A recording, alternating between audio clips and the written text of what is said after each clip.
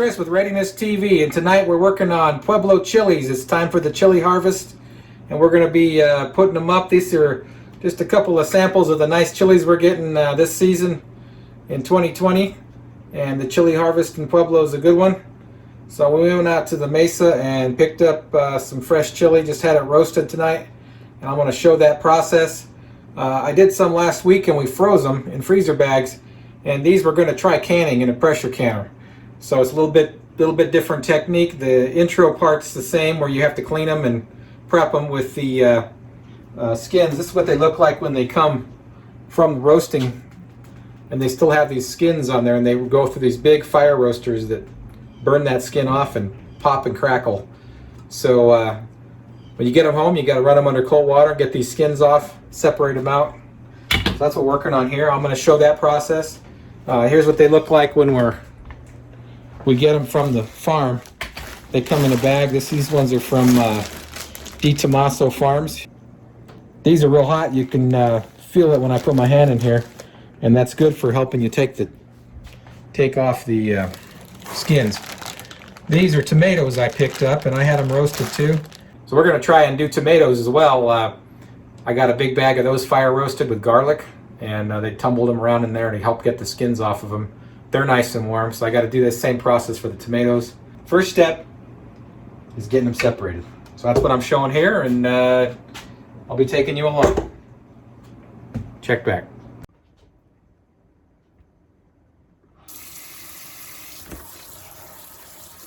So when you're processing these and they come out hot, first thing I like to do is just put them in a colander and give them a little rinse with some cold water. And that actually does quite a bit of helping these bubbled skins to kind of come off of here. And then they just kind of take some coaxing. If they're fire roasted properly, those skins come off really easily. And sometimes you get them where they're coming off just right, and sometimes if they don't run them long enough, the skins are still kind of stuck on there. So it just depends how they do them. And so what I'm doing here is I give them kind of an overall rinse, and then I start handling them one at a time. That one's looking pretty good. I can see over here I've done quite a few of these, and there they are. So this is actually a bushel of roasted Pueblo chili. And the community of Pueblo in southern Colorado is kind of famous for their chili peppers, and they're pretty proud of them. The farmers here have been growing them for a long time. I think well over 100 years. This has been a mainstay crop in Pueblo County. So boy, they sure are. These are a little hot, and as I'm talking here, I can feel it in my throat. It actually makes you cough a little bit. Some people wear a mask and gloves when they do this. It helps so the chili doesn't make them cough. And if these get too bad, I may have to put a glove on, mask on. It doesn't really bother my skin. My fingers don't seem to be affected by them. I've been doing this a number of years, but definitely when they're hot, it can make your house pretty spicy. And sometimes I've had seasons where they had a real hot crop. It just varies by season, and you could barely feel them. So they make you cough so much. So a lot of people do wear a mask and gloves when they're doing this, and of course nowadays everybody's used to wearing a mask and a glove anyway, but with all this stuff going on in the country and around the world. But this is a little bit of a slow process. Once you get going, it goes pretty quick. I can go through a bushel pretty fast when they're roasted properly. It's kind of miserable if they're not roasted long enough. Boy, those skins are tough to get off of there. And you can even throw them underneath your burner on in your stove or in your oven. You can put them underneath the broiler if they're real tough. Or you can just set those aside, and I like them for frying up with eggs in the morning and stuff, and the skins they don't bother me. But so this is pretty much the technique now. But that's it for how we're getting them peeled. I'll check back when we get more done. Now some of these didn't have enough roasting time in the roaster at the farm, and you can see the skin on these that just doesn't want to peel off. So what I'm going to do here is throw them underneath the broiler for just a few minutes and turn them over a couple of times with some tongs, and you will see that they'll start popping off and crackling. So I'm going to do that right now. As I get some of these that just didn't get enough roast time, I'm going to have to take care of them. This shouldn't be this way. It just takes a few more minutes, and they all, if they're done right, boy, it's easy as can be to get these skins off. Well, hey there, we're back. We got chilies peeled, and I prepped those tomatoes and put them in bags. They got pretty soggy pretty fast, so I'm not sure I'd fire roast them again. I think that was, I don't know. I like my tomatoes a little firmer. I saved them. I got them in bags, and I'm just going to freeze them. I'm not going to can these. I think the tomatoes need to be fresh, and you got to just drop them into your stock pot of boiling water for 3 minutes, 2 or 3 minutes to blanch them, and then get those skins off right away before they get cooked and mushy. I don't like mushy tomatoes, and cooking them in that was kind of an experiment for me, and so we'll do something with them. I got them bagged, and we'll freeze them in Ziploc bags, and we'll freeze them up and use them in stew or soup or something. I don't know what we'll do with them, but we'll figure it out. So we're going to focus on these Pueblo chili peppers and get these processed. Okay, so here's my work area. We've got clean jars. These were sanitized in the dishwasher, and these are pint jars.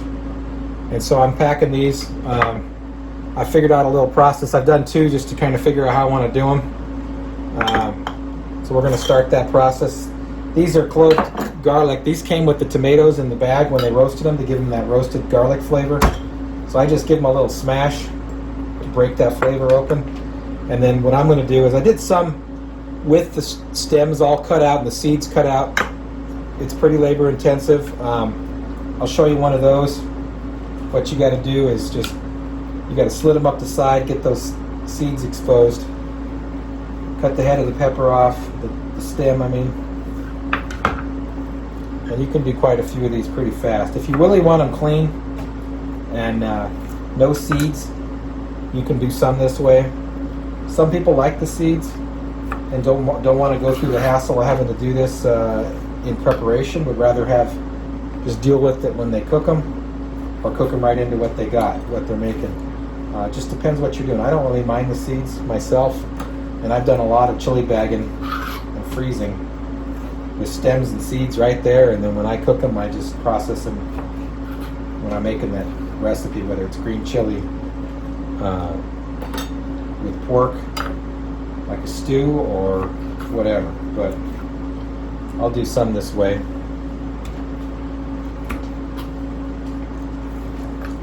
So then you got to kind of pull these peppers out apart. Now, what you have here is, this is the hot part of the pepper where those veins are. If you get all that out of there, they're not quite as hot, and that helps you process them. But these Pueblo chilies, they're definitely, they got some warmth to them. They're not quite like a habanero or something, but they're pretty spicy.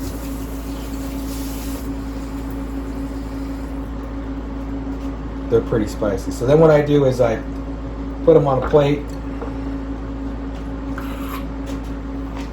I got a trash can right here on the side of the cutting board, so I can just, unlike Henry Ford cranking out Model Ts here, I got a production line. So then you go over to the sink. Okay, so I get them cold, and I'm just rinsing those seeds right out of there. And you got to pull those veins. Here's one that has everything in it, all the components, so you got to pull that out. And that's all the part of the stem.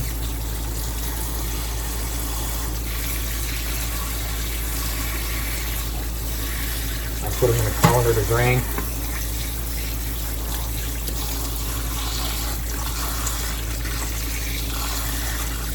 Get all that vein out of there. And then you just got pepper meat. Just like, boy, that's spicy. Makes me cough just working on it. You don't have to cough on your food as you're cooking it. Might not be a bad suggestion to wear a mask when you do these if they're hot like these are. We're going to go in the canner.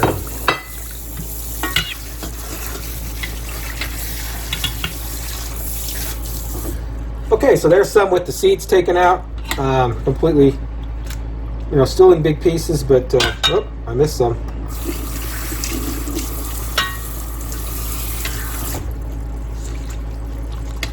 So there they are, still in some just pepper meat. There's no seeds or stems now. And that's certainly one way you can do them. I'm probably just going to process the rest of these with stems on them. So we got our garlic in the jar. And I like to just fold them in, kind of. Now the cool thing about these is they're different colors, so you can get a little creative and get a nice looking jar. Different colors. Kind of pack them down in there. Okay.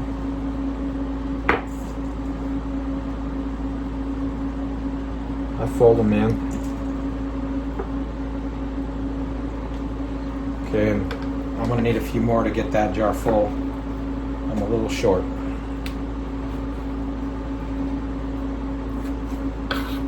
And I'll label these no seeds, peppers no seeds, so I know if I'm doing a recipe that I don't want any seeds and I want a quick jar of peppers that's completely clean, I'll have some that way. And that's probably a good way to do it.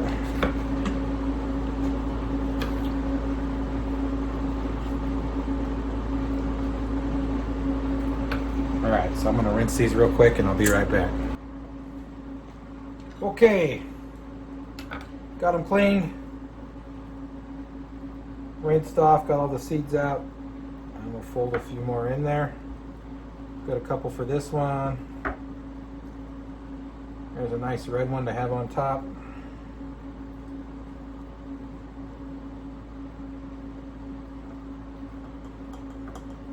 Now, you make a little tool for this, and I don't have one, but you can kind of pack it with a spoon just to get any air spaces out of there, and then do it again once you got some liquid in there. Okay, we're back. So now we're going to put some canning salt in here, 1/4 teaspoon for a pint.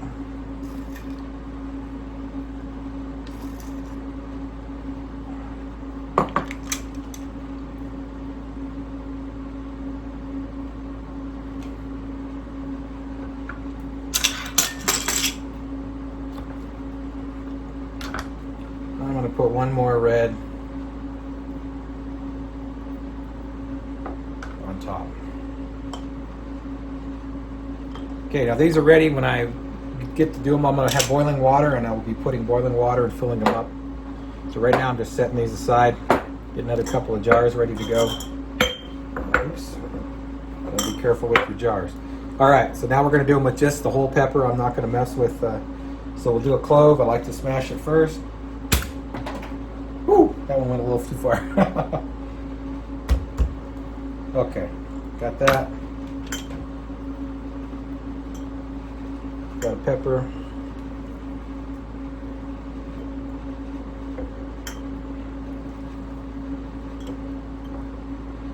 I'm just kind of folding them in here. I like these red ones, so I'm going to put that on the outside. Give it a little color.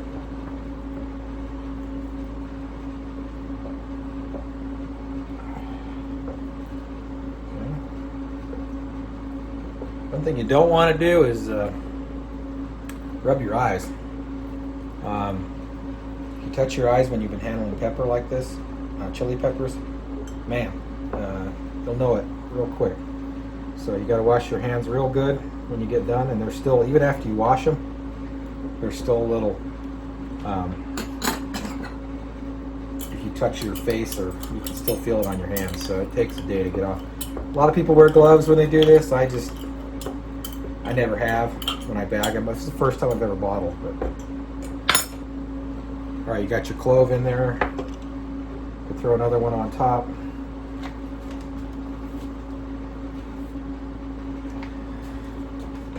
A little bit of olive oil. And 1/4 teaspoon of canning salt.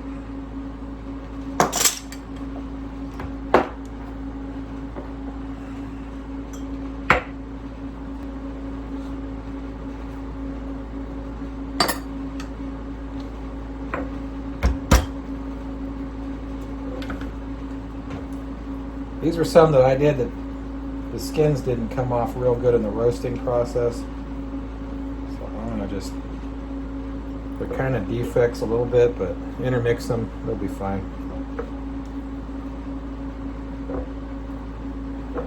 I like the red ones, they have a cool color to them.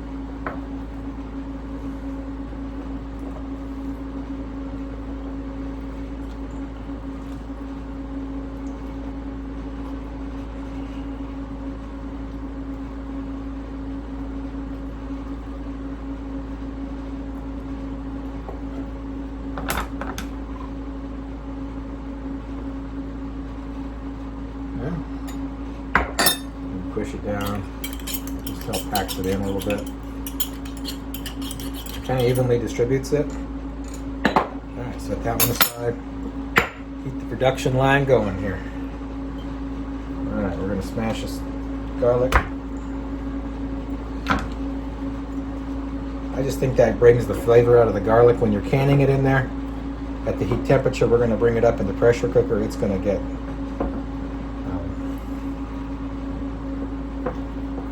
it's going to release that garlic flavor. But here's a red one. Put it on the outside of the jar. Maybe another one on this side.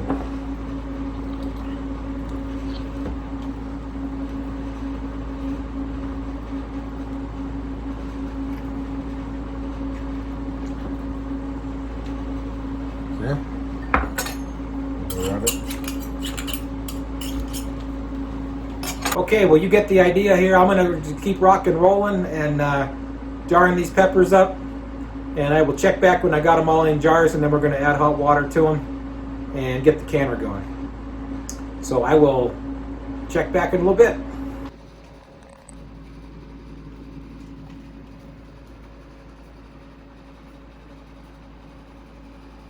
That's all the jars I had that were clean, so I think that's going to work.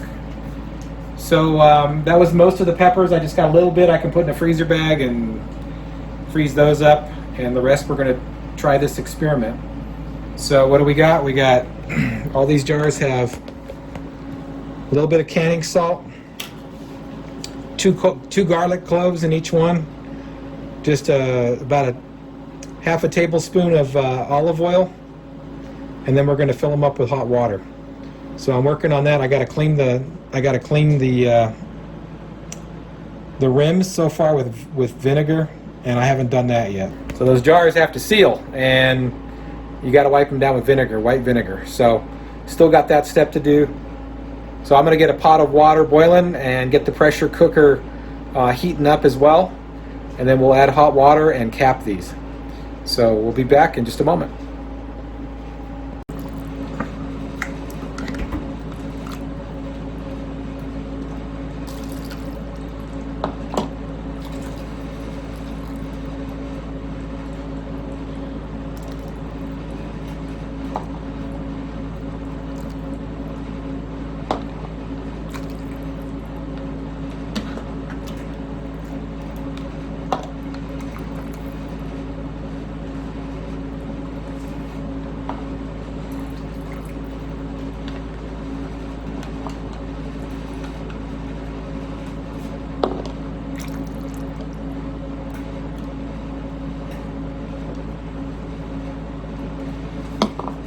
Okay.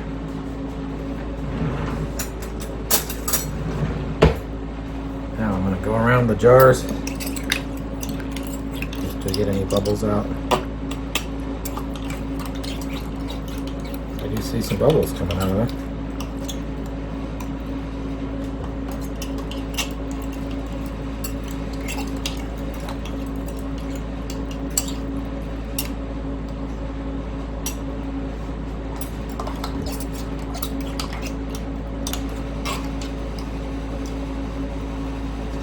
That one seems a little high. And I might try to find one that's a little lower and put that in.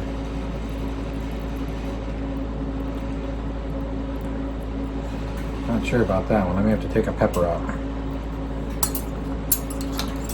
Some of these are a little packed, a little full, and so I'm a little worried that I think I might pull a pepper out of a few jars. Like that one.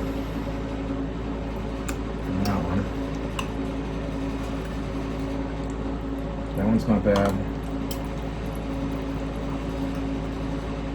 That one's kind of packed, a little too high. This one is.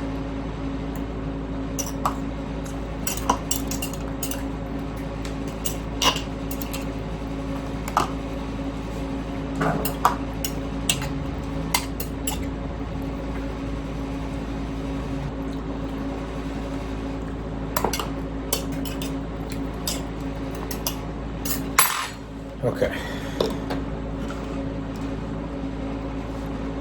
I like the looks of that better. I just thought they were too encroaching too much on my headspace in the top of the jar.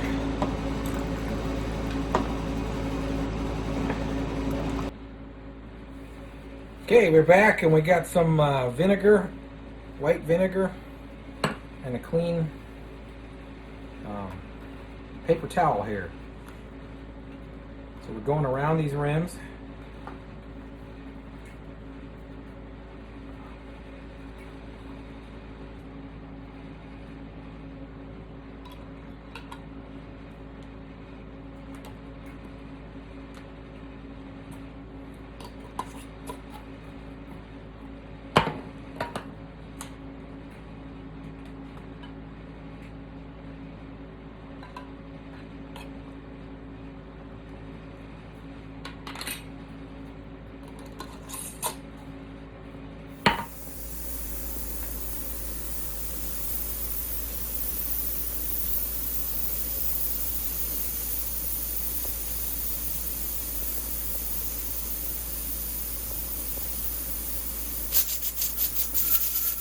Okay, it's been 35 minutes and I just shut off the heat on a stove burner underneath the pressure cooker. Well, hey there, welcome back. We're excited to finish this project. Our canned peppers came out really good. They jarred up nicely, and it'll be nice to have them in jars instead of all frozen. So this is something new this season, and I think having this pressure canner made all the difference. So we're going to have some good peppers to use, some different recipes, and just available without having to defrost. And we look forward to bringing forward some new projects, using more food preservation and getting ready with the harvest. We'll see you next time on Readiness TV.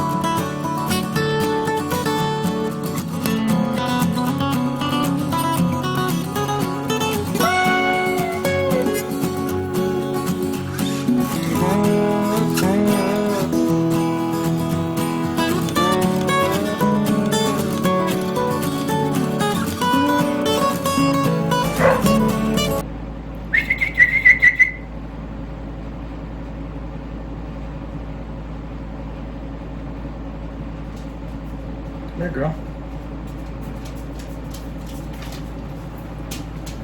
Oh, look who's cooking with Callie. Look who's cooking with us. Yes, it's Callie. All right, now I gotta wash my hands.